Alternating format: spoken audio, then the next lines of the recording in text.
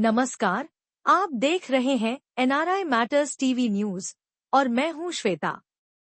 Mumbai airport पर एक Australia based NRI businessman के साथ ठगी का मामला सामने आया है, जिसमें एक टैक्सी ड्राइवर ने 10 मिनट की सवारी के लिए 2,800 रुपए वसूल लिए। यह घटना 15 दिसंबर की आधी रात की है, जब नागपुर के रहने वाले विजय मुंबई पहुंचे और एयरपोर्ट के बाहर कैब की तलाश कर रहे थे। तभी विनोद गोस्वामी नाम के टैक्सी ड्राइवर ने उनसे संपर्क किया। हालांकि एयरपोर्ट पर प्रीपेड टैक्सी काउंटर उपलब्ध थे, लेकिन विजय ने ड्राइवर से पहले ही बात कर ली थी, इसलिए उन्होंने उसकी कैब लेने का फैसला किया। रास्ते में ड्राइवर ने एक नकली ऐप का इस्तेमाल किया, जो ओला और उबर की तरह दिखता था, और उसमें किराए के रूप में 2,800 रुपए दिखाया। विजय को शक तो हुआ, लेकिन उन्होंने कुछ नहीं कहा क्योंकि उन्हें डर था कि ड्राइवर कहीं बीच रास्ते में ही उतार न दे। जब वह विले पार्ले के एक होटल पहुंचे और होटल स्टाफ से इस किराए पर चर्चा की, तो उन्हें पता चला कि इसी रूट पर होटल की पिकअप सर्विस सिर्फ 700 रुपए में उपलब्ध है। इसके बाद विजय ने मुंबई पुलिस को ईमेल पर शिकायत दर्ज करवाई और ड्राइवर द्वारा दिए गए मोबाइल नंबर और कार की जानकारी पुलिस को साझा की। मुंबई पुलिस की सहार पुलिस टीम ने 12 घंटे के अंदर ही आरोपी को गिरफ्तार कर लिया और उसकी गाड़ी को जब्त कर लिया। पुलिस ने बताया कि यह नकली ऐप्स का इस्तेमाल कर धोखाधड़ी करने का नया तरीका है, जिससे मुंबई आने वाले अनजान यात्रियों को निशाना बनाया जा रहा है। इस मामले के बाद पुलिस ने एयरपोर्ट पर छापेमारी की और 2 दिनों में 9 टैक्सी चालकों के खिलाफ कार्रवाई की। आप क्या सोचते हैं? क्या मुंबई एयरपोर्ट पर सुरक्षा और जागरूकता बढ़ाने की जरूरत है? हमें कमेंट में बताएं।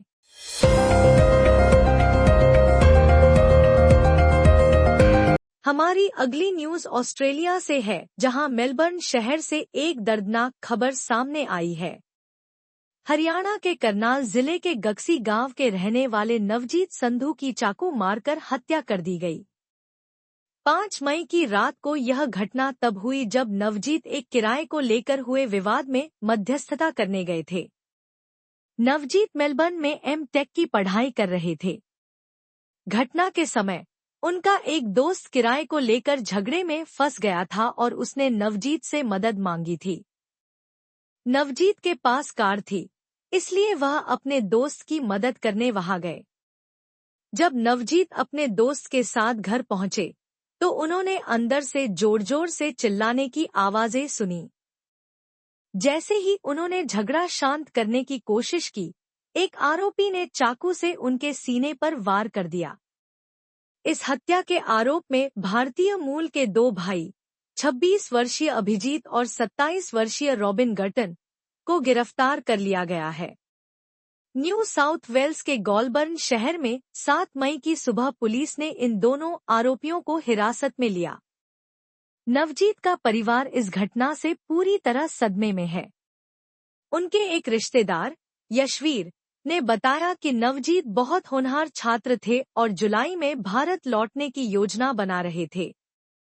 उनके पिता एक किसान हैं, जिन्होंने अपने बेटे को ऑस्ट्रेलिया भेजने के लिए 1.5 एकड़ जमीन बेच दी थी। अब उनका परिवार भारत सरकार से अपील कर रहा है कि नवजीत का शव जल्द से जल्द भारत लाया जाए।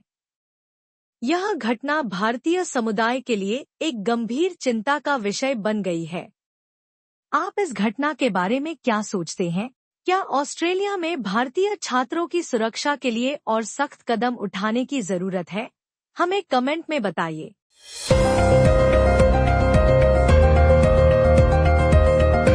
अब हम अपने अगली खबर पर आते हैं, जहां ऑस्ट्रेलिया में रह रही भारतीय मूल की 40 वर्षीय प्रियदर्शनी पाटिल की आत्महत्या के मामले ने एक बार फिर विदेशों में भारतीय माता-पिता के बच्चे छीनने के मामलों को उजागर कर दिया है।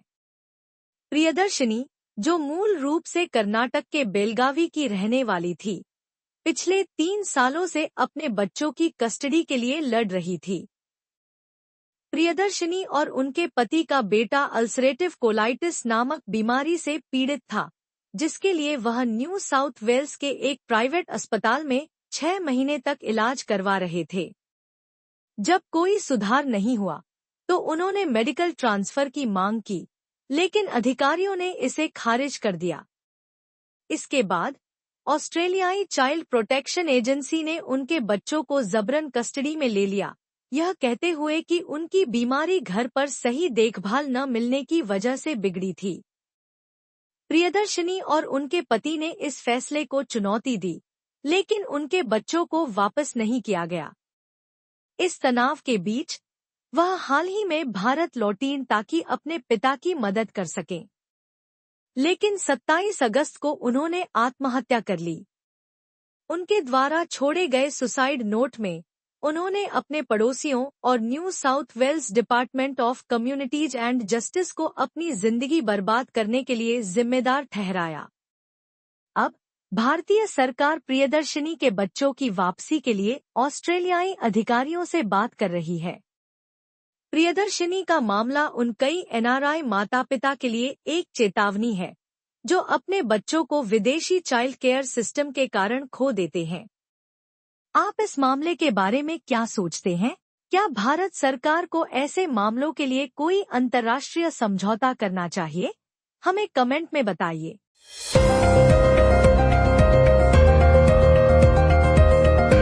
अगली खबर बेहद गंभीर और चौंकाने वाली है। अमेरिका में भारतीय मूल के साई वर्षित कंदुला को व्हाइट हाउस पर हमले के प्रयास के लिए 8 साल की सजा सुनाई गई है। यह घटना 22 मई 2023 की है, जब कंदुला ने एक किराए के ट्रक से व्हाइट हाउस की सुरक्षा बैरियर को टक्कर मार दी।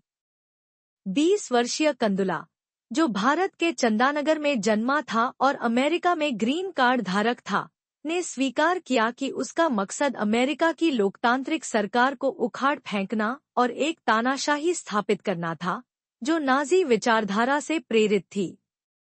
कोर्ट दस्तावेजों के अनुसार कंदुला ने सेंट लुइस, मिसौरी से वाशिंगटन डीसी तक एक तरफा टिकट बुक कर उड़ान भरी, वहां पहुंचकर ट्रक किराए पर लिया और फिर व्हाइट हाउस की ओर रवाना हुआ। उसने ट्रक को सुरक्षा बैरियर से टकराने के बाद पीछे लिया और फिर दोबारा बैरियर में टक्कर मार दी, जिससे ट्रक क्षतिग्रस्त हो गया। घटना के बाद कंदुला ने अपने बैग से एक लाल और सफेद रंग का नाजी झंडा निकाला और लहराने लगा। मौके पर पहुंची पुलिस और यूएस सीक्रेट सर्विस ने उसे गिरफ्तार कर लिया। जांच के दौरान उसने कबूल किया कि वह अमेरिकी राष्ट्रपति और अन्य नेताओं की हत्या करवाने के लिए तैयार था ताकि अपनी योजना को पूरा कर सके। अब कंदुला को 96 महीने यानी 8 साल की सजा के साथ साथ 3 साल तक सुपरविजन में रखा जाएगा। यह मामला यूएस सीक्रेट सर्विस, एफबीआई और अन्य सुरक्षा एजेंसियों द्वारा जांचा गया था। इस घटना ने यह सवाल खड़ा कर दिया है कि आखिर कोई व्यक्ति इतनी खतरनाक विचारधारा से कैसे प्रेरित हो सकता है। इस पर आपकी क्या राय है? हमें कमेंट में जरूर बताएं।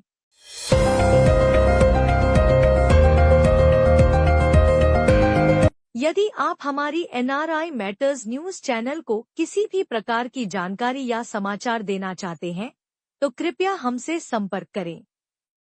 आपकी जानकारी हमारे लिए महत्वपूर्ण है और हम इसे उचित मंच पर पहुंचाने का प्रयास करेंगे। संपर्क करने के लिए हमें व्हाट्सएप करें या ईमेल भेजें। धन्यवाद।